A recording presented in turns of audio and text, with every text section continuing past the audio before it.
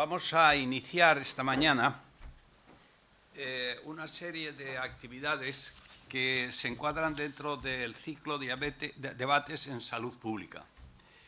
Nuestra intención es que a lo largo de los próximos meses se puedan analizar y debatir también algunos de los grandes problemas que existen en este momento alrededor de la salud pública y que afectan directa o indirectamente a la Real Academia de Medicina y de Ciencias Afines de esta comunidad, al mismo tiempo que también tienen una vertiente social importante.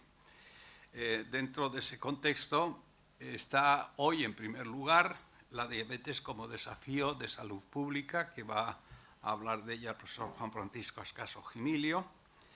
Tenemos también previsto para el día 28 de este mismo mes de abril el que el propio José María Martín Moreno, nuestro académico de número que es coordinador de estos debates, hable sobre el Zika, de qué hablamos y cómo tenemos que afrontarlo.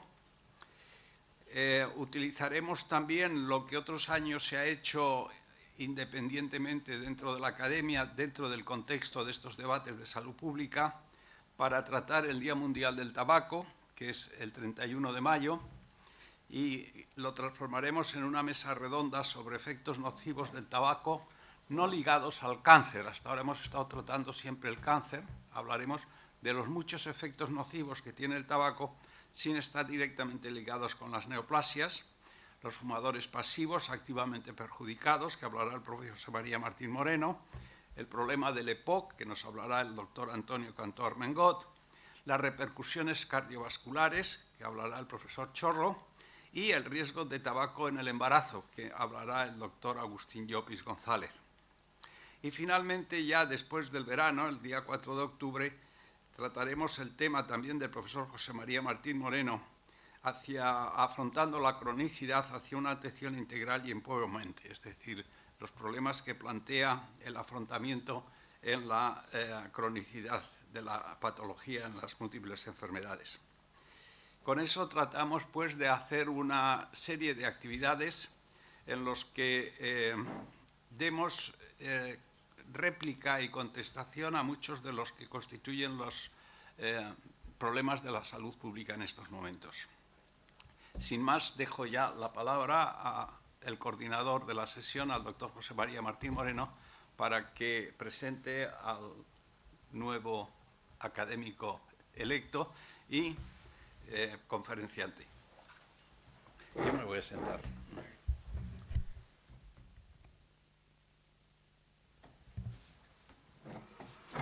Muchas gracias, señor presidente.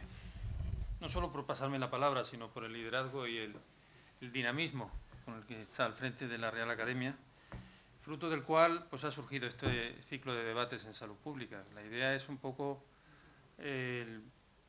hablar de esta ciencia y arte, de prevenir enfermedades, de proteger la salud, de promoverla, a través del conjunto de acciones organizadas de la sociedad. Y, bueno, pues esta salud pública que es interdisciplinaria, siempre se dice que diferentes disciplinas contribuyen a la misma, es intersectorial, porque también se hace salud a través de diferentes sectores, no solamente el sanitario, sino también en la educación, en el laboral, en el urbanismo. Es también interterritorial y es internacional. O sea, que tiene esas cuatro inter de por medio que la hacen bastante compleja y al mismo tiempo bastante apasionante. Y en esa prevención de enfermedades y promoción de la salud, como estaba hablando el profesor John Barr, nuestro presidente, son diferentes problemas que no son exclusivamente de índole transmisible o de índole de enfermedades infecciosas, sino también de enfermedades crónicas no transmisibles, como esta en concreto, sobre la que va a versar la sesión de hoy, la diabetes.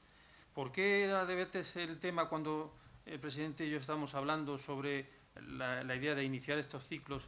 ¿Por qué la diabetes específicamente? Porque el día 7 de abril es el Día Mundial de la Salud, es el día que se constituyó la Organización Mundial de la Salud en el año 1948, y este año el Día Mundial de la Salud está centrado en la diabetes, y que pensamos que qué mejor que tratar este tema como reto de salud pública, y qué mejor que con el profesor Juan Ascaso. Ese fue el motivo fundamental de que sea el primer tema que abra entre las enfermedades crónicas no transmisibles este ciclo.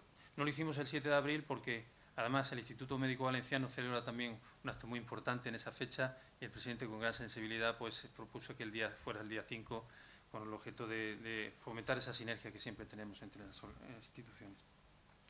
Y bueno, sin más, comentar que la Organización Mundial de la Salud dice que la epidemia de diabetes está aumentando rápidamente en muchos países, que una gran proporción de los casos son prevenibles a través del mantenimiento del peso normal, la actividad física periódica, una dieta sana, y que se puede tratar la diabetes y se pueden prevenir las complicaciones.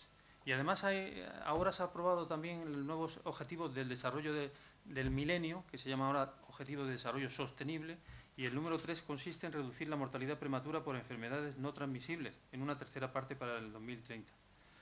Y precisamente este objetivo se contribuye a él a través de la prevención y el control de la diabetes. Es muy importante por ello. Y así tenemos al profesor Juan Ascaso Gimilio como persona que nos va a ilustrar sobre este tema. Es catedrático de medicina, es jefe de servicio de endocrinología en el Hospital Clínico Universitario de Valencia, fue el primer director del Plan de Diabetes de la Comunidad Valenciana y es académico electo de nuestra Real Academia, que por cierto su discurso de ingreso es el 24 de mayo a las 19 horas. Hay que apuntárselo en la agenda como algo muy importante. Y sin más, nos va a hablar durante unos 40-45 minutos y después habrá un turno abierto de palabra con preguntas, comentarios y respuestas a las que invito a participar a todos los presentes. Pero primero escuchemos al profesor Juan Ascaso y le damos las gracias por la generosidad de compartir con nosotros sus conocimientos. Muchas gracias. Excelentísimo señor presidente de la Real Academia, ilustrísimos señores académicos, excelentísimo magnífico señor rector, presidente del Instituto Médico Valenciano, queridos amigos y compañeros. En primer lugar, quiero agradecer al profesor Martín Moreno que haya confiado en mí pues, para este reto de salud pública. Y sin más, vamos a comenzar a exponer estos datos. Todos saben que la diabetes es la situación de hiperglucemia crónica y mantenida, bien por falta de insulina, bien por falta de acción de la insulina o por asociación de ambos mecanismos. El problema de esta situación es que en la fase no tratada o no bien controlada puede llevar a alteración funcional en diferentes tejidos y finalmente a una lesión orgánica, especialmente en algunos órganos bien conocidos por todos. Por ello representa un importante reto. Y la importancia como problema de salud la voy a centrar en estos tres apartados. Por un lado, su prevalencia, su gravedad y los recursos necesarios para mantenerlo. En cuanto a la prevalencia, posiblemente es una de las enfermedades graves más frecuentes. Tenemos que recordar que la frecuencia o prevalencia en población adulta es del 14%. Datos en la Comunidad Valenciana referentes al estudio Valencia, promovido por la Consejería de Sanidad de la Generalitat Valenciana y publicados en el 2010. En esa misma época, en ese mismo año, el CIBERDEN, el CIBER de Diabetes y Enfermedades Metabólicas Relacionadas del Instituto de Salud Carlos III, hace una encuesta o un nuevo estudio en toda España llamado Estudio Diabetes y vemos que la incidencia es similar, podemos decir un 14%. Por lo tanto, tenemos una alta incidencia. Pero el problema es que en 20 años hemos pasado de un 6% en la prevalencia de diabetes en España a un 14% en 2010, que son los últimos datos epidemiológicos que tenemos. Por lo tanto, un incremento muy importante. Además, esto está previsto por la OMS y por la IDF, que sigue pasos de la OMS, de que sigue en aumento. Este aumento que hemos visto en España en estos años, pues va a seguir en aumento. Y vemos que la previsión es que en el 2015 tenemos 415 millones de diabéticos en el mundo y se espera que en 25 años, en el 2040, sean 642 millones de diabéticos. Por lo tanto, una cantidad muy importante. Y si vemos las referencias para cualquier área que ha sido dividida, pues en todas va a haber un incremento muy importante, mayor o menor dependiendo del número actual. En zonas menos desarrolladas el incremento será mayor. Por lo tanto, estamos ante una situación de alta prevalencia y aumentando. De hecho, la IDF nos dice que actualmente 1 de cada 11 adultos en todo el mundo, refiriéndose al mundo, tiene diabetes. y espera que para el año 40 1 de cada 10. Pero nosotros, si recordamos los datos que he puesto, en este momento ya tenemos que 1 de cada 7 adultos en España es diabético. Por lo tanto, la prevalencia ya hemos sobrepasado lo que esperan para la media mundial en los años 40. Además, también ha cambiado la forma de presentación. Solo hace 10 años antes del 2010, la incidencia era el reparto, un 15% de los diabéticos eran tipo 1 y un 85% eran tipo 2. Veamos lo que ha ocurrido en estos estudios del año 2010. Un 3% son tipo 1 y un 97% son tipo 2. Esto no quiere decir que el tipo 1 ha disminuido, el tipo 1 sigue igual o incluso aumentado. Lo que quiere decir, porque estamos hablando porcentualmente, es que el incremento en diabetes tipo 2 ha sido espectacular. Un 97% de nuestros diabéticos son tipo 2. Y más aún, como sabemos que el tipo 2 va aumentando con la edad, vemos que en la década de los 20 solo un 2% de los adultos son diabéticos, mientras que a los 60 un 40%. Esto es mucho más grave porque 1 de cada 3 personas mayores de 60 años tiene diabetes. Y como la población, ahora veremos, va a envejecer, pues esto es un problema añadido que vamos a tener. Pero además de la diabetes tenemos otra situación. Nosotros dividimos a los sujetos diabéticos por una serie de cortes en una serie de cifras o normalidad. Sin embargo, tenemos una zona que llamamos prediabetes, se ha llamado intolerancia a la glucosa, glucosa normal en ayunas, como queramos, prediabetes. Y veamos qué va a pasar con esto. Por un lado, la prediabetes es el 33% de nuestra población, el 14% eran diabéticos. Y la importancia que tiene es que de este 33%, en 5 o 10 años, la mitad serán diabéticos. Una cuarta parte permanecerán en la situación de prediabetes, y vean algo muy interesante, muy importante, otra cuarta parte, un 25%, sabrán normalizar la glucemia. Lo cual quiere decir que, como ya decía el moderador, podemos pasar a una situación o a otra dependiendo de nuestros hábitos de vida y de la situación. ¿Qué es lo que va a hacer que la prediabetes pase a diabetes o que tengamos más diabetes? Pues estos son los factores responsables. Por un lado tenemos dos muy importantes porque son modificables. Nosotros podemos modificar estos dos factores que son importantísimos, como ahora veremos. Hay otros que no los podemos modificar, están relacionados con la edad, con el envejecimiento y con la genética, historia familiar y historia previa en el mismo sujeto. Veamos aquellos factores responsables modificables. La obesidad. ¿Por qué tenemos esta incidencia tan alta? Pues porque la obesidad está también en aumento. Actualmente un 17% de la población, y todos los datos que pongo son datos oficiales, el 17% de la población española es obesa. Un 36% tiene sobrepeso. Dicho de otra forma, con peso normal, menos del 50% de la población adulta. Y esto también ha ido en aumento. ¿Cómo estamos nosotros? Bueno, pues nosotros estamos en la media, lo mismo que he dicho, un 17%. Es verdad que hay una gran variabilidad en las distintas comunidades españolas respecto a la obesidad, desde un 11% nada más en Cantabria y Navarra, hasta un 21% en Andalucía y Extremadura. Curiosamente, parece que en todas las cosas que hablamos sobre problemas médicos hay un gradiente norte-sur. Aquí parece que tenemos un gradiente sur-norte. Es decir, están mucho mejor los del norte que los del sur. Pero la situación no es nada halagüeña. ¿Por qué? Porque tenemos también que en la población infantil, un 10% de la población infantil es obesa y un 20% con sobrepeso, es decir, que un 30% ya tiene un peso anormal, relacionado con los cambios del estilo de vida que han ido sucediendo continuamente en nuestra población. Pero tendríamos que saber por qué ocurre esto. Somos una población desarrollada, tenemos una alta incidencia, pero no es la misma en toda Europa. Miren estos datos. En España he dicho un 10%, en esta serie europea sería el 9% entre hombres y mujeres, pero es lo mismo el 9 que el 10. Vemos que Portugal lo tiene mucho más bajo, Italia más alto, pero ¿y Francia, un país desarrollado económicamente más potente que nosotros, y solo tiene un 3% de obesidad? Algún problema tenemos en cuanto a los sistemas de salud, los sistemas de educación en salud, que nos hacen llevar esto. Y lo mismo para la obesidad que para el sobrepeso. Por lo tanto, pues estamos en una situación para un futuro mala. Por otro lado, uno de los factores que comentaba, la inactividad física, es un factor muy importante.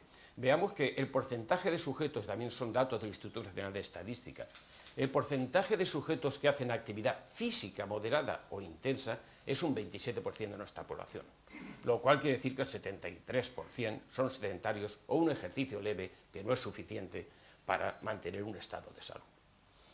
Y esto, si lo vemos en las distintas etapas, pues puede aumentar un poquito en la gente joven por debajo de 24 años, hasta los 50 años tenemos este 27% y luego vamos a disminuir. Es decir, tenemos una población muy sedentaria, posiblemente relacionada con hábitos culturales adquiridos, con cambios en la industrialización, tanto de la casa, del trabajo, etc.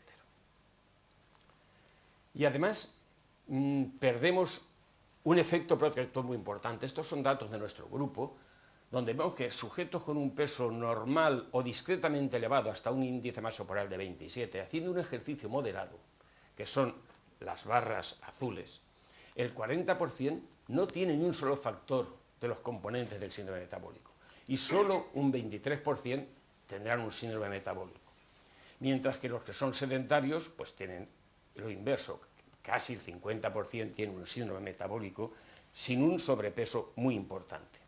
Estos son los efectos beneficiosos.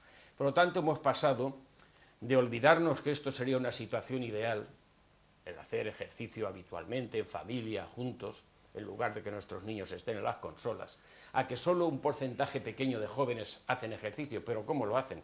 Por ejemplo, estos que quieren hacer ejercicio suben la escalera mecánica en lugar de la natural para hacer menos ejercicio. Por lo tanto, es una cultura, la del ejercicio, en que no hemos llegado a entenderla bien. Bien, y el problema del envejecimiento, claro, no es modificable, pero ¿en qué situación estamos? ¿Por qué tenemos esta situación? Pues el envejecimiento, si pensamos cómo estábamos en los años 50, una verdadera pirámide de población, cómo estamos en el 2015 y cómo vamos a estar, según la previsión, en el 2050, quiere decir que por encima de los 65 años tenemos ya un porcentaje muy importante de la población y lo vamos a tener más.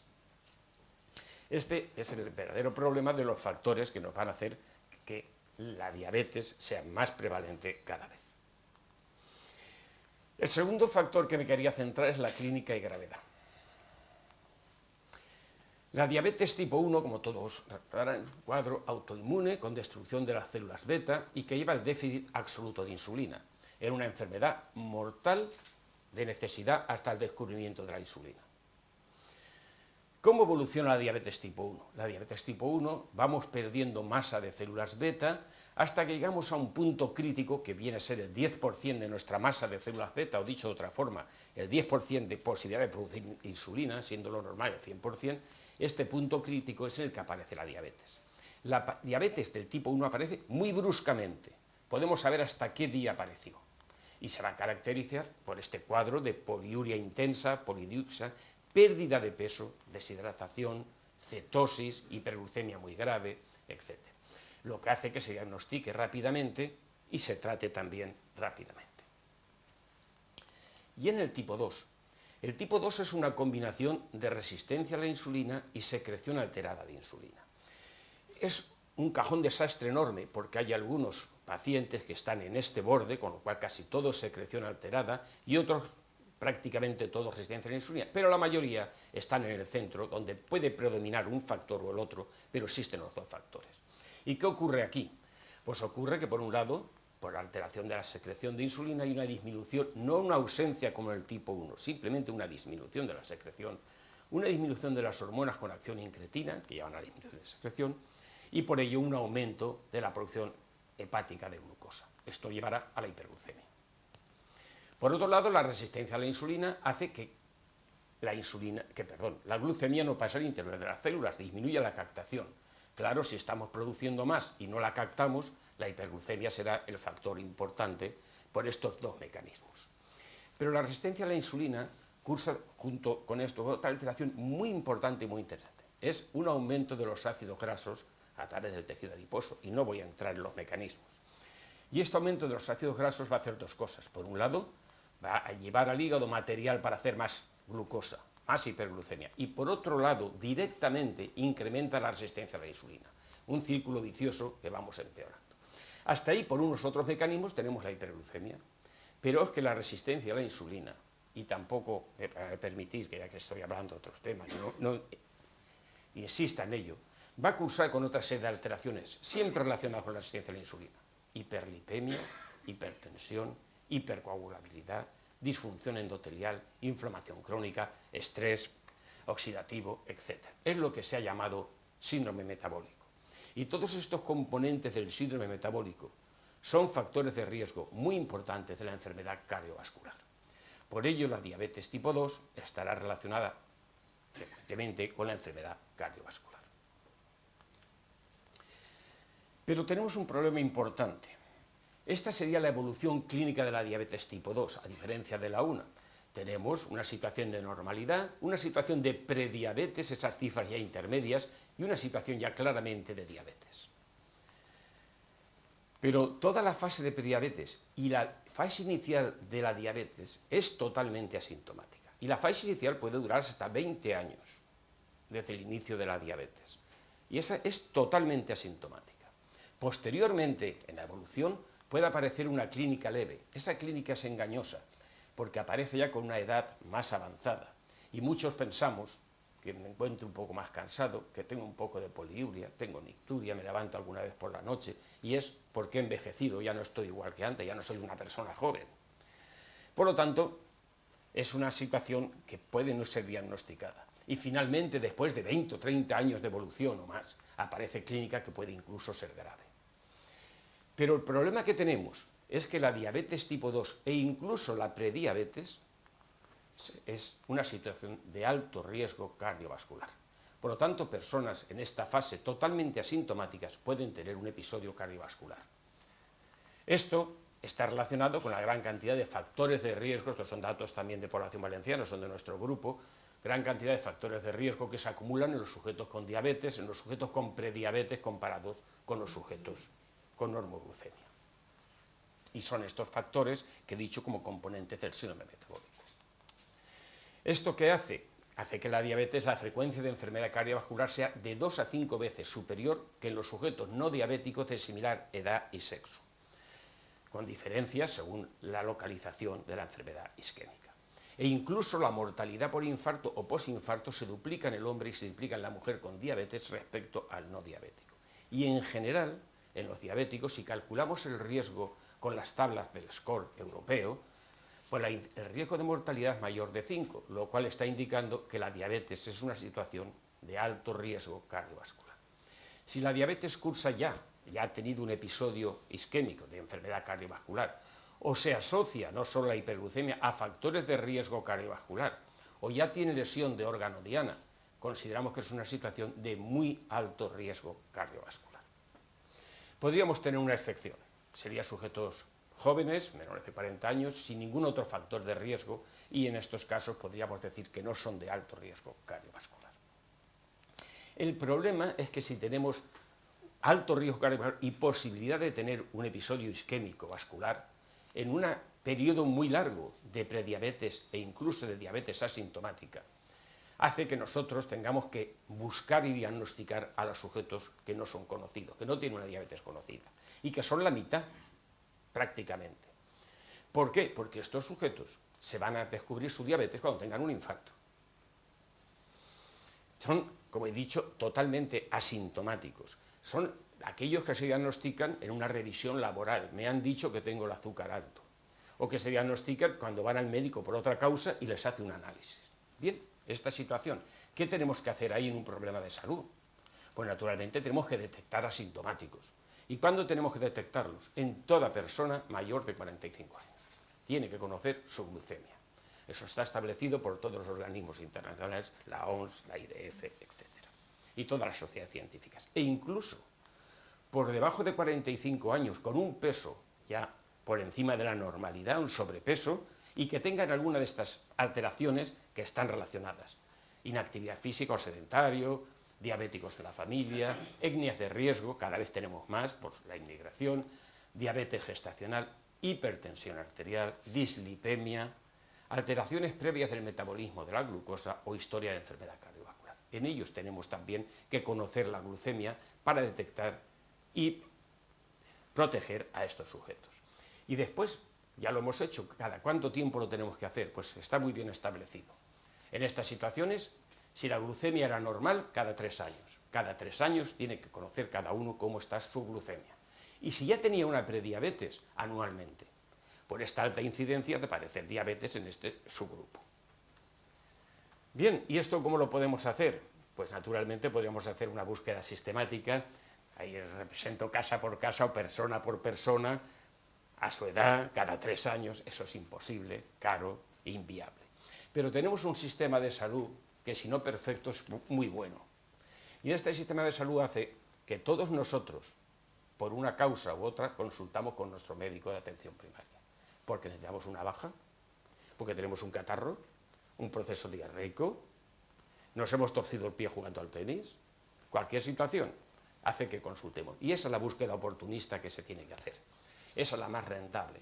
Cuando vas al médico, si tienes más de 45 años o si tienes menos con una de estas alteraciones, se debe detectar si tienes una diabetes o no hay diabetes. Y además programarlo para los siguientes controles. Bien, y voy a pasar ya al tratamiento y las consecuencias que tiene. Los objetivos generales en la diabetes se han establecido como prolongar los años de vida del paciente, mejorar la calidad de vida en todos los aspectos, física, psíquica, social, familiar, laboral, etcétera, etcétera, etcétera, y prevenir complicaciones y, como decía el profesor Martín Moreno, disminuir la mortalidad, naturalmente. ¿Cuál es el objetivo en la diabetes tipo 1? El objetivo en la diabetes tipo 1 es mantener la hemoglobina glicada, que nos va a reflejar los niveles medios de glucosa, por debajo de 7%. Ese es el objetivo fundamental. Yo me atrevo a corregir a las sociedades científicas. Ese debajo del 7% es muy peligroso, porque tener 4,5 está por debajo del 7%. Y seguro que está haciendo hipoglucemias graves. Por lo tanto, yo diría que entre un 6 y un 7% es una situación muy adecuada para el buen control de la diabetes. Y también es verdad que no es rentable estar a esos niveles en algunas situaciones, como historia de enfermedad cardiovascular activa, hipoglucemias graves, microangiopatía avanzada, muy larga evolución de la diabetes, expectativa de vida limitada, y entonces es muy adecuado que la hemoglobina glicada esté entre 7 y 8. No hace falta. Por lo tanto, ese es nuestro objetivo, y con él trataremos a los sujetos, naturalmente, con insulina, que es lo que les falta. En estos sujetos, lo único que les falta es insulina, y nosotros haremos un tratamiento sustitutivo para conseguir un buen control metabólico. Con ello sería suficiente con la administración de la hormona que falta, pero claro, es una hormona muy compleja en su funcionalidad. ¿Por qué es muy compleja? Porque nosotros, a diferencia de otras hormonas, producimos la insulina dependiendo de los niveles de glucosa que tenemos. Y ello hay que aprenderlo, por ello la educación para el autotratamiento y el manejo o modificaciones del estilo de vida son muy importantes para un buen control metabólico. Y en la diabetes tipo 2, como ya he definido, es una situación de alto riesgo cardiovascular. Por ello los objetivos son complejos, pero todos son objetivos primarios. Por un lado, controlar la hiperglucemia, hemoglobina por debajo de 7 o 7 y 8 en algunas situaciones como hemos visto, controlar la dislipemia con un colesterol LD por debajo de 100 o por menor de 70 si ya es de muy alto riesgo, controlar la hipertensión. Aquí en la hipertensión, por debajo de 140 y 90, me atrevería a decir lo mismo que he dicho para la glucemia. Bueno, por debajo, tendríamos que poner niveles también bajos, porque sabemos que una hipertensión muy baja, farmacológica, o sea, farmacológicamente, también aumenta la mortalidad. Y obviamente dejar de fumar, en otros objetivos de esta serie, el tabaco, pues dejar de fumar tanto de forma activa como pasiva, es decir, la no exposición también al tabaco. Estos son objetivos fundamentales en cualquier enfermedad que tiene un alto riesgo vascular. Por ello, en estos sujetos es muy importante una dieta sana, basada en la dieta mediterránea, ejercicio aeróbico adecuado a cada persona, su edad, su situación cardiovascular, su situación de otras complicaciones crónicas, etc. obviamente el dejar de fumar y el tomar pues, el tratamiento lo más precoz posible desde el momento del diagnóstico con fármacos. Y van a ver un hecho que es interesante e importante. Cuando nosotros diagnosticamos a un diabético tipo 1 y le dices que se tiene que poner insulina, varios pinchazos al día, es una alarma total para el paciente, es obvio. Si es más joven, para la familia, para los padres, pero con eso se controlan y van muy bien. Cuando nosotros le decimos a un diabético tipo 2, he diagnosticado una diabetes tipo 2, y usted tiene que tratarse la hiperglucemia consiguiendo estos objetivos, que tratarse la dislipemia consiguiendo estos objetivos, y tratarse la hipertensión consiguiendo estos objetivos. A veces hemos de ser muy convincentes para decir a una persona que hasta ahora estaba jugando al tenis, trabajando activamente, y le han dicho que tiene una diabetes, para decir que se va a tomar 4 o 6 pastillas al día, pero que son necesarias para disminuir la mortalidad cardiovascular. Y vean si son necesarias y si es importante. Este es un estudio muy importante con muchísimos, cada grupo, desde aquí ya no lo veo, con mi vista ya no veo las cifras, pero de 2.000 o 3.000 en cada grupo. Veamos, estos son sujetos diabéticos que estaban tratados para la tensión, para su hipertensión, para su dislipemia y para la hiperglucemia. Y estos eran los objetivos que se querían. Con tratamiento. Con tratamiento, aquellos que no consiguieron ninguno de los objetivos, es decir, que no habían conseguido ninguno de estos 3 objetivos, la incidencia de episodios cardiovasculares era del 18%, con 20% en lo que llamamos alto riesgo cardiovascular. Por lo tanto, miren si es una situación de riesgo cardiovascular. Curiosamente, y eso lo sabíamos por otros estudios, cuando controlamos solo la glucemia, es esto. Conseguimos poquito desde el punto de vista cardiovascular. Cuando controlamos la tensión, un poquito más, y cuando controlamos los lípidos, un poco más. Bueno, y cuando controlamos todo, pues una reducción de un 66%, una reducción importantísima de los episodios cardiovasculares. Y es que la diabetes, quiero insistir, porque en el mundo es la 9ª causa de muerte. Estos son los datos oficiales de la Organización Mundial de la Salud. Hemos pasado de estar, ya no recuerdo, por aquí abajo, pero bueno, y listo ahora, en el 2010, la 9ª causa de muerte. Pero es que en España representa la 6ª causa de muerte. Esto es la mortalidad ajustada por edad. Pero vean la parte inferior, que es la diabetes, 6ª causa de muerte. Pero yo creo que podemos estar esperanzados que las cosas se están haciendo bastante bien. Solo en un año de 2011 a 2012, esta estadística es del 12, hemos reducido un 4% la mortalidad. Pero es que en 11 años, vamos, una década, pero ahí están representados 11 años, un 27%. Podemos conseguir hasta un 66 o más por cien la mortalidad cardiovascular. Bien, porque nuestro objetivo es que la supervivencia sea igual a las personas sin diabetes. Ese es el objetivo fundamental y se puede conseguir. Y de hecho yo creo que lo estamos consiguiendo. Algunos de los jóvenes no sabrán lo que voy a comentar. No sé si saben cuál era nuestra esperanza de vida a principios del siglo pasado, pero nuestra esperanza de vida a principios del año pasado no pasaba de los 40 años. Estamos por debajo de los 40 años de esperanza de vida en 1900. Hemos ido aumentando. ¿Qué ha pasado? Bueno, aparte de que hemos clorado el agua, de que hemos potabilizado el agua, de que hemos hecho todas las cosas sociales, hemos ido descubriendo cosas importantes. En el año 21 la insulina. Ya no se nos van a morir los tipo 1. En el año 30, aproximadamente, la penicilina. En el año 48, el segundo antibiótico que se descubrió, la estreptomicina.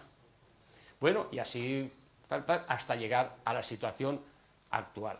La situación actual es que la esperanza de vida, tanto en España como en la Comunidad Nacional, que coinciden las cifras, pues es de 80 para los hombres, 80 años para los hombres y 85 para las mujeres.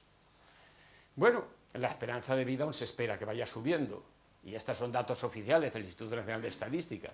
Para el 2050, pues podemos estar alrededor de los 90-95 de media de esperanza de vida, con lo cual la supervivencia hará que haya más diabéticos, más problemas. Y esto nos lleva ya para ir terminando y que podamos pasar, si hay debate, al debate, nos lleva a la necesidad de los recursos, que son enormes. Vean ustedes, estos son los datos de la IF. Para la región europea, como hablan en billones, pero son de dólares americanos, son miles de millones, pues son 600.000 millones de dólares americanos anuales lo que gastamos en diabetes. Como la diabetes se espera que vaya a aumentar en esta proporción, pues el gasto va a aumentar en esta proporción, es decir, un 20%. Si a esto le sumamos un 20%, son unos gastos importantísimos. ¿Y en España? Pues en España estos son los datos oficiales del gasto sanitario en 2013, que son los últimos que yo encontré, 57.000 millones. La diabetes se lleva el 10%, el 9,6%, que quiere decir que son 5.447 millones de euros. Por lo tanto, un gasto muy importante. Pero claro, estos son los costes directos, 5.400, tratamientos, hospitalización, etc. La diabetes es mucho más cara. Vean ustedes si es más cara. 23.000 millones de euros al año. ¿Por qué? Porque hemos de contar absentismo laboral, jubilaciones anticipadas, gastos sociales, etcétera, etcétera. Todo se cuenta porque sale de las mismas arcas. Bien, pues este es nuestro grave problema con la diabetes, que es muy prevalente, que es grave y que consume muchos recursos. Y podremos hacer muchas cosas, como ahora veremos. Y ya para finalizar, decirles malas noticias. Yo lo siento dar malas noticias, pero es una enfermedad frecuente, grave, cara y con una alta mortalidad. También puedo dar buenas noticias.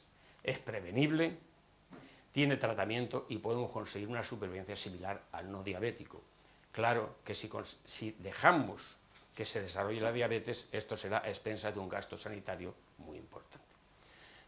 Muchas gracias.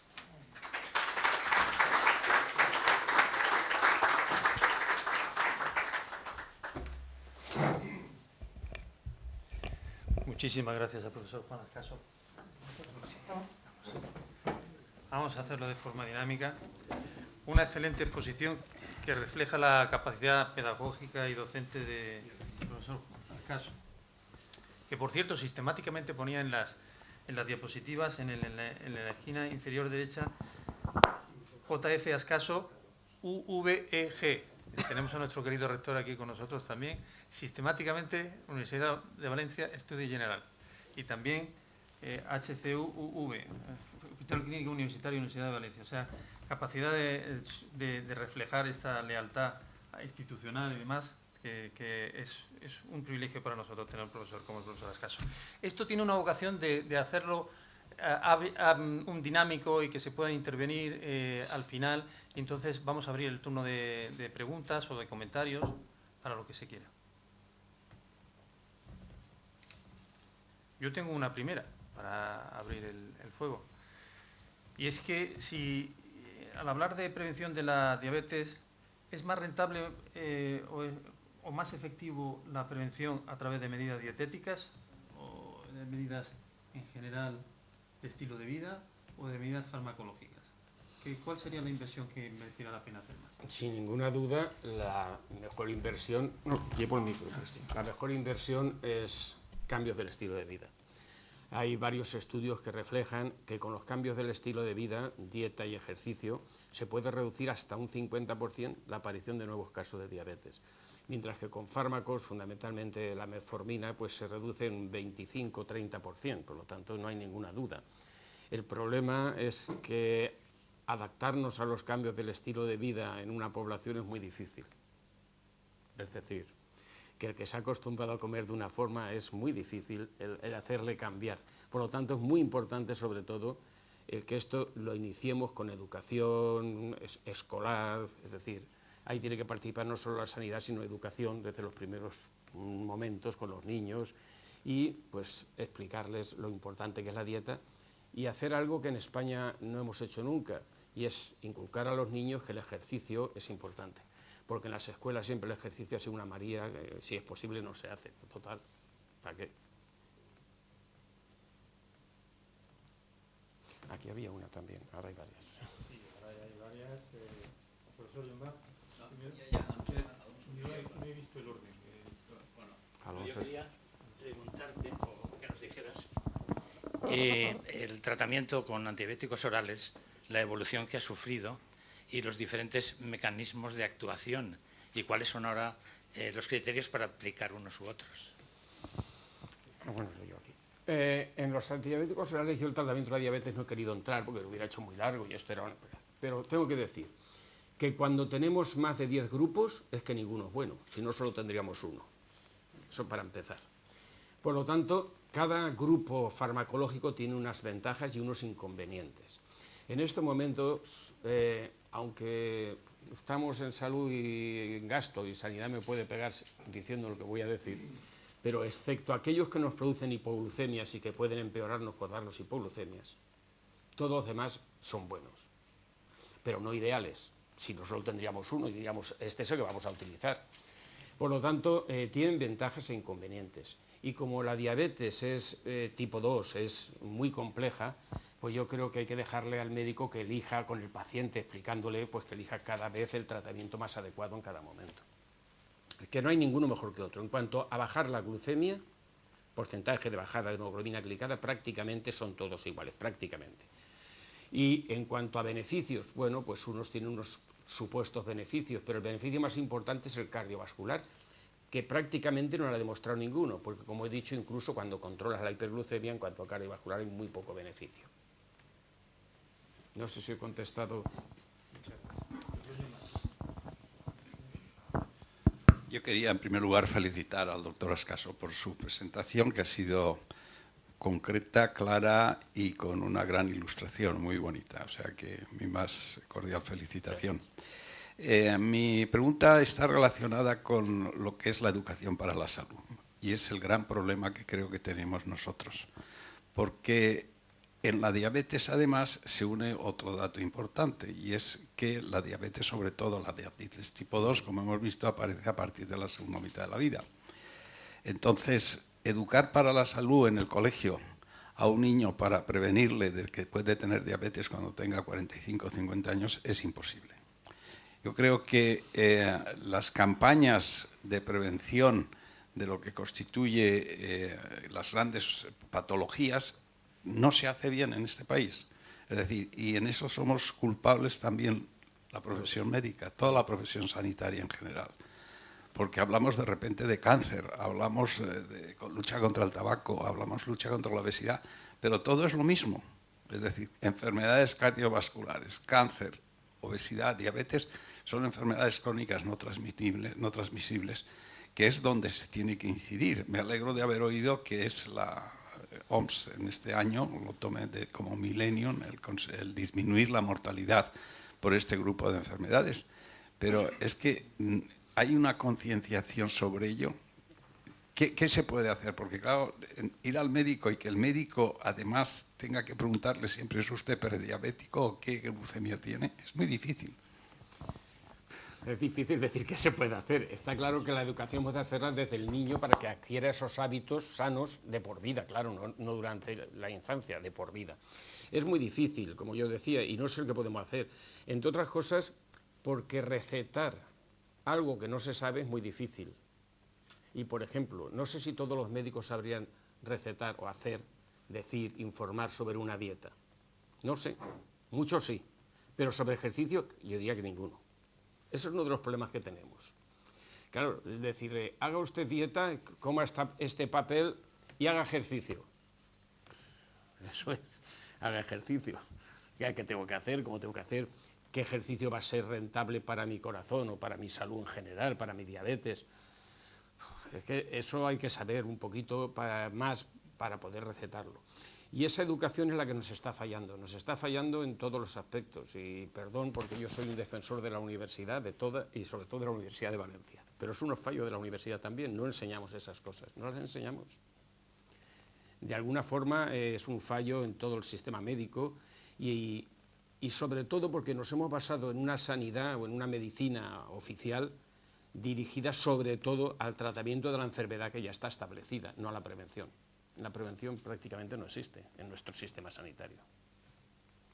Y no sé qué hay que hacer educar, educar, educar, educar. Y ahí sí que está bien desde las campañas en televisión, las campañas en educación sanitaria, las campañas en los colegios, de todo tipo. Yo creo que hay que hacer más campañas de educación.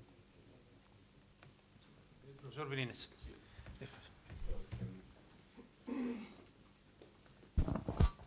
En primer lugar, querría felicitar vivamente al conferenciante porque ha tenido una pericia extraordinaria de ponernos al día de manera sintética un tema que es tremendamente complejo. También querría felicitar a la organización por la oportunidad que nos da de participar en los debates. A veces hay algunas conferencias que uno desearía aprender de aspectos concretos, detalles, y si no hay debate eso no puede ocurrir. Y luego querría, con respecto a lo que ha sido el tema, querría hacer una precisión y una observación. Y como un tercer elemento marginal, apuntar un detalle que pervive, se reitera y que yo creo que a la hora de la práctica entorpece. Con respecto al primer tema, me voy a limitar al primer asunto. Las cifras que manejamos los pediatras sobre incidencia de diabetes, al menos de las encuestas dirigidas directamente, son mayores del 10%. Están alrededor del 17%. Y no es una cifra de los últimos años, sino que ya llevamos años con este asunto. No es lo mismo la consideración general de todo el país que las encuestas que se hacen, pero sí que creo que vale la pena anotar esa diferencia por lo peligroso que es. El segundo elemento que yo querría es una cuestión que suscito porque personalmente no la sé y no me satisface la interpretación que habitualmente se da sobre la patogenia de la diabetes tipo 1, y es que es un proceso autoinmune que va destruyendo células y a medida que se destruyen las células, pues va disminuyendo la síntesis de insulina, etcétera, etcétera. Sin embargo, la diabetes tipo 1, que se ha reflejado muy bien en una diapositiva, tiene un fenómeno que es curioso, y es lo que se llama el periodo de la luna de miel. Es decir, que un niño tiene un coma diabético, lo ingresamos en cuidados intensivos, lo seguimos en sala y posteriormente se normaliza su cifra de glucemia. Si realmente fuera un proceso autoinmune, inducido por mecanismo inmune, ligado directamente a la necrosis de la masa celular, lógicamente el perfil de producción de insulina y de manifestaciones clínicas sería continuo. No habría esa brecha. Yo no sé la explicación de por qué se produce, ya sé que se han dado muchas opiniones, pero la sencilla de guardar relación con la masa de células destruidas, tal, a mí no me ha convencido. Yo no sé si últimamente ha habido alguna aportación que justificara ese decalaje de lo que es la trayectoria del perfil del niño diabético. La tercera pregunta que quería... Sí, es que la tercera pregunta es un poco marginal y me gustaría dejarla. Sobre ese punto que acabo de decir, ¿hay aportaciones que justifiquen esa luna de miel? Bueno, respecto a la primera, yo es que he querido coger datos oficiales y al coger datos oficiales, porque tenemos un problema, es decir, ese 14% que yo decía, por ejemplo, era del año 2010. 10. Has anotado 10%. No, digo en adultos, por ejemplo, la cifra que he dicho de un 14% sí, era del año 2010, que es la última estadística oficial. Ya. Entonces, si hemos visto el incremento en 2015, yo sé que hay muchos más, no estamos en el 14%, pero no quería dar cifras, que algunos estudios son muy parciales de alguna zona de España, que hay diferencias, por lo tanto, he dado los datos, digamos, oficiales, los oficiales últimos que tenemos. En cuanto al periodo de luna de miel, no hay una explicación clara, pero lo que parece es que conforme va disminuyendo los niveles de insulina, llega un momento en que ya tenemos menos de un 10% de producción y aparece la diabetes. Pero previo con ese descenso, si en algún momento determinado, por las causas que sean, necesitamos un incremento de las necesidades de insulina, el páncreas no es capaz de dárnosla. Y entonces aparece clínicamente una diabetes en cetoacidosis o una diabetes, que en cuanto desaparece ese estrés que necesita más insulina, bien sea una infección, bien sea una situación de estrés del tipo que sea, bueno, pues vuelve a esos niveles previos y irá disminuyendo hasta que unas semanas, meses después aparezca ya la diabetes definitivamente. Parece lo único que se sabe que está relacionado con una situación de mayor necesidad de insulina y que el páncreas no puede aportarla, claro. La última es una marginalia, es una observación, pero que nos implica, yo creo que a todos, que es el establecer divisiones de edades mayores o 18 años, mayores o 16 años. Yo creo que en medicina debemos de procurar que lo que es preventivo se armonice con lo que es curativo y lo que es curativo ambulatorio se armonice con lo que es hospitalario. El diferenciar entre niño, adolescente y adulto entre los 18 años es un criterio exclusivamente de base legal y además es un criterio fundamentalmente americano, donde la abogacía y la regulación es tremendamente estricta y compleja, y entonces han llegado a una convención en la cual mayor o menor. Sin embargo, aplicado eso, yo creo que en España tenemos un índice que es más ajustado, tanto desde el punto de vista biológico como psicológico como social, que es una convención, que es los 16 años. ¿Por qué 16 años? Pues porque en los 16 años acaba la escolarización obligatoria, que es el hecho social más importante para un niño adolescente.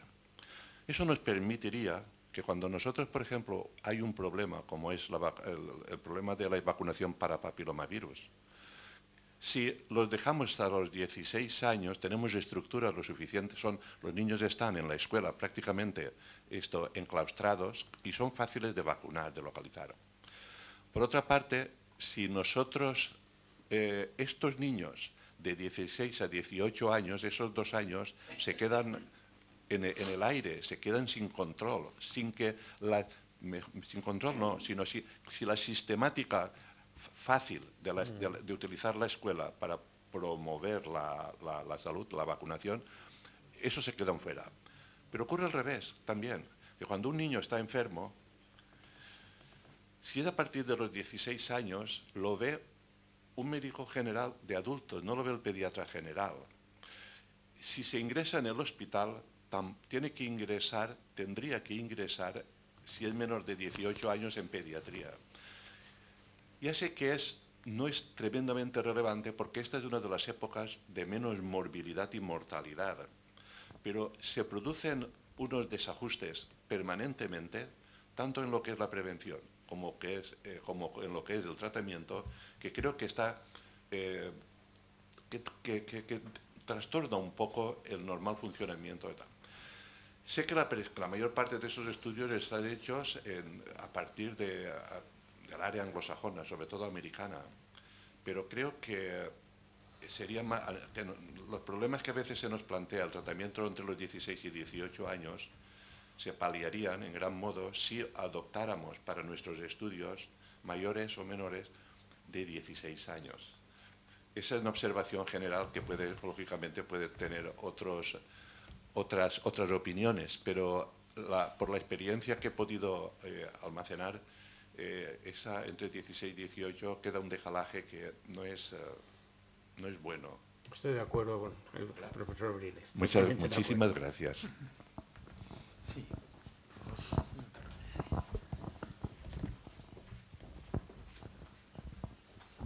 Yo también me uno a las felicitaciones por la brillante exposición del profesor Ascaso.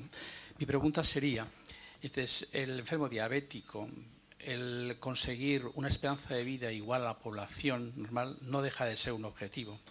Pero ¿cuál es la realidad?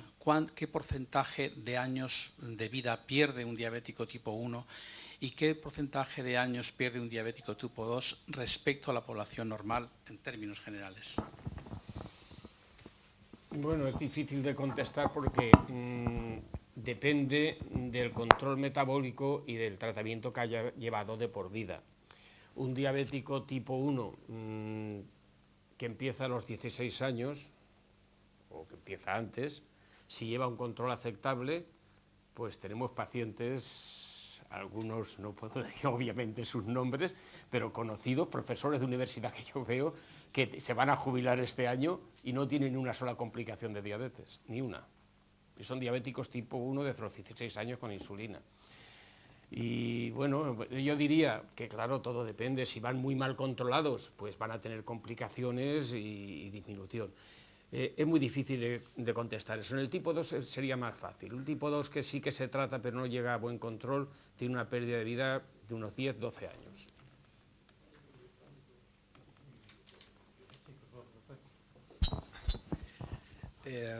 Felicitarle al profesor Ascaso, profesor mío, hace ya tiempo. Quería comentarle si puede usted hacer alguna aportación respecto al hecho de que la diabetes como enfermedad crónica es uno de los trastornos que más se asocia a otro tipo de trastornos dentro de lo que llamamos el paradigma de la multimorbilidad. Y en relación con los pacientes relacionados con la salud mental, es bastante frecuente la asociación entre diabetes y depresión. De tal manera que dos de los problemas de salud pública más importantes que existen a lo largo del mundo, que son la depresión y la depresión, la diabetes y la depresión, pues se asocian de tal manera que uno propicia a la otra. Es decir, que aumenta el riesgo. Las personas con depresión tienen un riesgo aumentado hasta del 6% de tener diabetes, y los pacientes con diabetes tienen un mayor riesgo de sufrir también depresión. Y esto, pues, pensando también, por ejemplo, en los pacientes esquizofrénicos que se asocian con frecuencia con el síndrome metabólico, bien por su estilo de vida, bien por la propia enfermedad, las características clínicas o por la medicación. De tal manera que cualquier intervención que tenga como objetivo una visión de salud pública no puede perder de vista que los compartimentos estancos están ya obsoletos. No podemos tener esa visión de especialistas que se dedican a tratar solo a pacientes con su problema. Ese es un aspecto que me parece fundamental con vistas a conseguir retos de salud pública poderosos y cuanto antes. Y luego, y creo que, bueno, pues en su exposición algo de eso había, ¿no?, al respecto, ¿no?, cuando hablaba de cómo factores de riesgo, como el estilo de vida o la inactividad, pues son factores de riesgo transversales, que están asociados con un montón de problemas médicos y que tienen un efecto terapéutico. No solamente un efecto de prevención, sino efecto terapéutico también, cuando se instaura ese tipo de enfermedades crónicas, como lo del ejercicio aeróbico, como las terapéuticas nutricionales, ¿no? Y estoy de acuerdo en que es necesario, es fundamental formarse en eso, porque hay mucha charlatanería, pero también hay muy buena evidencia científica de que eso funciona. Y ahí tenemos que estar en la vanguardia al respecto. Y asociándolo con lo que decía el profesor John Barr, una pregunta que a mí me resulta muy interesante desde el punto de vista intelectual, pero muy polémica. Es decir, que ¿es suficiente con las campañas? Hay gente que se está planteando aspectos más potentes, en el sentido de que bueno, si hay evidencia científica manifiesta, es posible, se podría ir a una posición de, ya no voy a decir castigar, sino premiar a la gente o a las personas que se hacen cargo de una vida saludable. Sí. Que sabemos que hay una evidencia clarísima que mejora o puede mejorar pues las cifras que estaba diciendo de coste sanitario. No estoy hablando de ninguna barbaridad, hay incluso estudios que plantean abiertamente este tipo de aspectos desde escuelas de economía y de salud pública muy potentes en el mundo. Sí, yo estoy totalmente de acuerdo, es una acción a hacer. Y en cuanto a esa relación depresión-diabetes, como bien sabe profesor Tavares, es muy compleja la depresión, pero bien, aquí tenemos una serie de problemas que son la persona que tiene una depresión por la causa que sea. Estamos acostumbrados a ver nosotros, ellos mucho más, supongo, que muchas veces cambiamos pues, unos placeres por otros y entonces es fácil engordar y aumentar la ingesta y que se come más, y eso es una causa. Por otro lado, la inversa, es verdad que estamos en una sociedad muy competitiva, y cuando una persona le dices tienes diabetes y tienes que tomarte varias pastillas y tal, muchos no lo aceptan, porque aceptan que, bueno, sobre todo personas que están trabajando en empresas a alto nivel y personas medias, es decir, cuando tú le dices de alguna forma, no, pero si esto simplemente es llevar bien las cosas y sin más problemas toda tu vida será...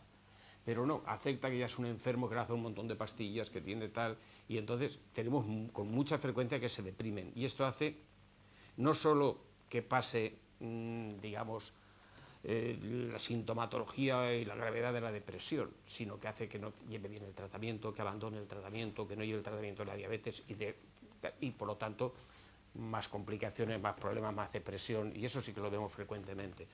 Y en la sociedad que vivimos tan competitiva es que eso es así, en cuanto te ponen una piedra en el camino, en lugar de superarlo la mayoría se deprime, y eso es una realidad. Han perdido muchos valores en nuestra sociedad, muchos valores de todo tipo, éticos, de lucha, y antes se luchaba yo creo más por las cosas y ahora pues parece que no lo tienen que dar todo hecho y todo lo que no te lo han hecho ya... Y muchas veces nos pasa eso, es decir, si se hiciera dieta y ejercicio necesitaríamos muchas menos pastillas y iría mucho mejor. Lo que pasa es que la mayoría de las personas, cuando le dicen que tienen que hacer una dieta y ellos hacen una vida activa, que salen con los amigos, comen, beben, es muy difícil cambiar. En cambio prefieren, deme las pastillas que quiera, pero no me diga que haga dieta, eso es frecuente.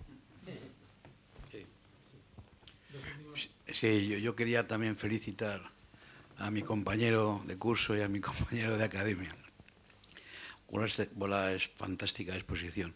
Hay una pregunta muy concreta, yo creo que aquí hay que ser muy concretos.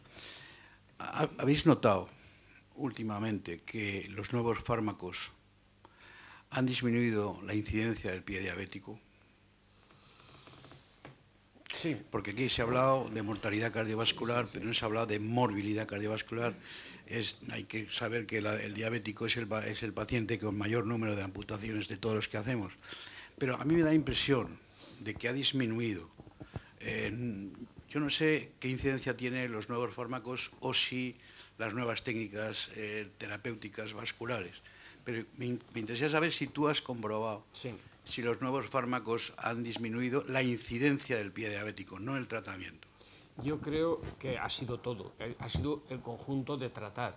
Hemos pasado de hace 20 años, donde el tratamiento de la diabetes tipo 2 era tratar el azúcar, valga la expresión coloquial, tratar la glucemia, a tratar globalmente la hipertensión y los lípidos. Y yo creo que todos los fármacos tienen, pero el uso de las estatinas en concreto ha sido el que ha hecho disminuir la mortalidad cardiovascular, la incidencia de enfermedad cardiovascular y entre ellas la del pie, claro.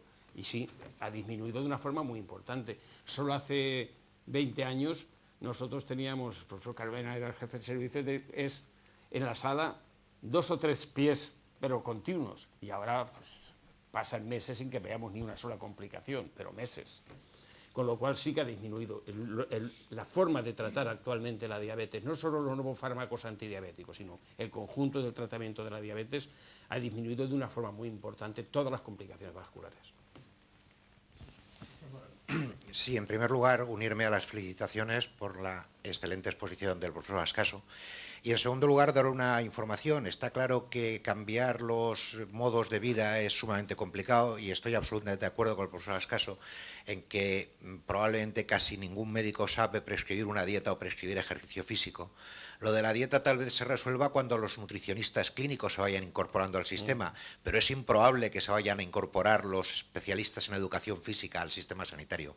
En ese sentido, una sociedad que también tiene algo que ver con el riesgo cardiovascular, que es la española hipertensión, hace 2 años creó un grupo de trabajo que redactaron junto con licenciados en Educación Física una guía para la prescripción del ejercicio físico, entendiendo que el ejercicio físico no se podía recomendar, sino prescribir, y desde entonces cada año en el Congreso de la Sociedad se hacen talleres sobre prescripción del ejercicio físico. La guía está disponible en la página web de la Sociedad Española de Hipertensión y yo creo que es una forma de ayudar a que las recomendaciones sean concretas en función de las circunstancias del paciente. Gracias.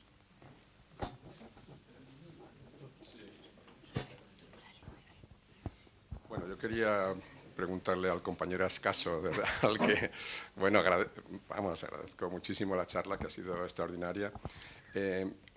Quería comentarle un poco algo que ya se ha comentado antes. Los ensayos clínicos sobre antidiabéticos orales pues, se han basado siempre en ver cómo bajaba la glucemia, ¿no? Hasta que en los últimos años, al darse cuenta de que habían grupos farmacológicos que realmente empeoraban la salud cardiovascular futura, pues bueno, parece que ya al menos los objetivos ya tienden a ser a que al menos no alteren el riesgo cardiovascular futuro, ¿no?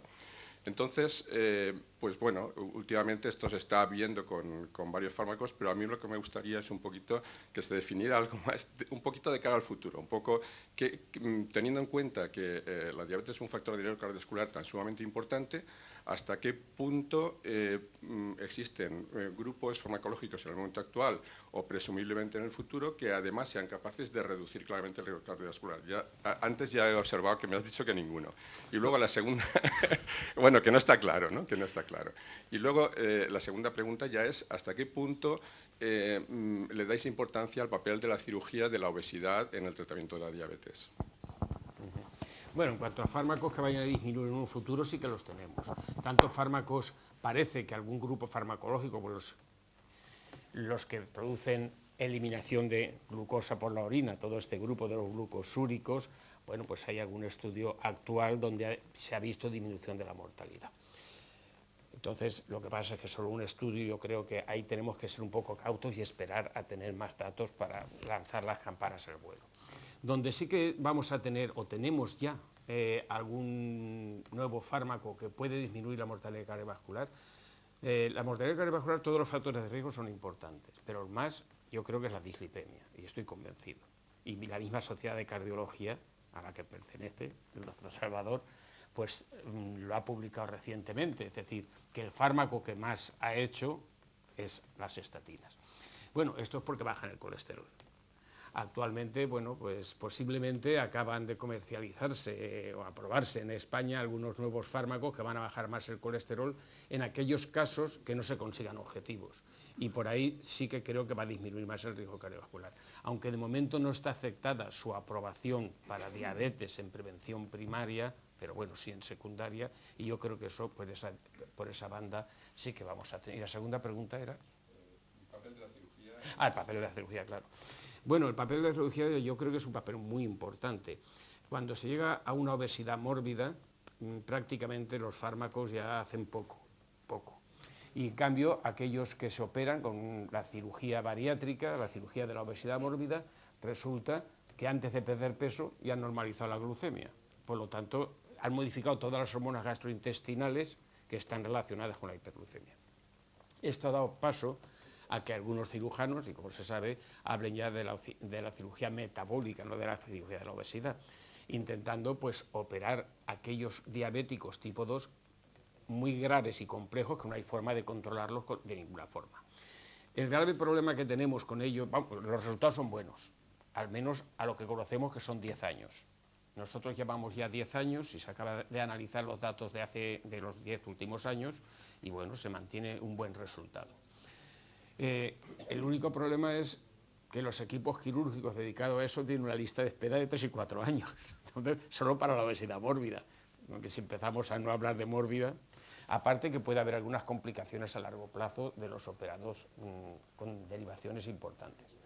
Por lo tanto, yo diría que en este momento es un arma buena en la obesidad mórbida con diabetes, es un arma a conocer mejor los efectos, pero bueno, un arma ya que tenemos para el obeso con obesidad no mórbida, que hace una diabetes y que esta es imposible de controlar, también es un buen arma, aunque tenemos que dejar pasar tiempo para ver resultados, y creo que es otra opción más, ¿sí? Una buena opción en algunos casos. No hay ninguna pregunta más, ningún comentario. Yo creo que es momento de dar las gracias al profesor Juan Ascaso. Yo me gustaría decir un par de cosas sobre algo que se ha mencionado aquí, que es la necesidad de profundizar en educación para la salud. Ya lo ha dicho el profesor John Barr, el profesor Brines, Morales, Salvador, Tabaré. Se ha estado hablando por parte de todos.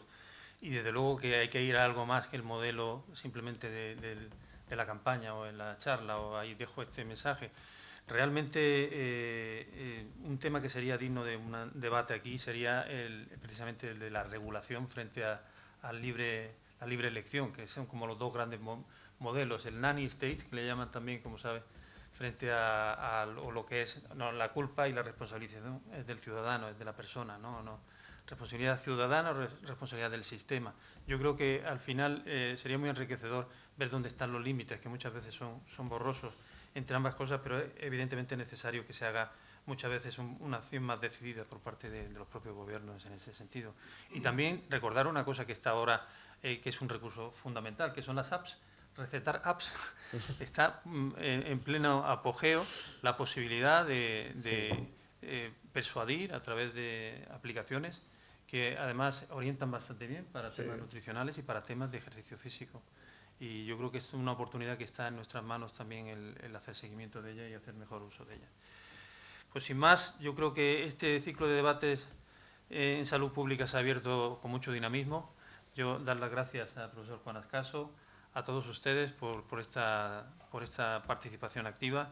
La próxima conferencia que tendremos sería el día 28 de abril. Intentaremos debatir conjuntamente y hablar sobre el Zika, sobre verdades y otras cosas y mitos sobre el Zika. Y mientras tanto tendremos muchas otras actividades en la Real Academia, por supuesto. Muchas gracias por todo. Muy bien.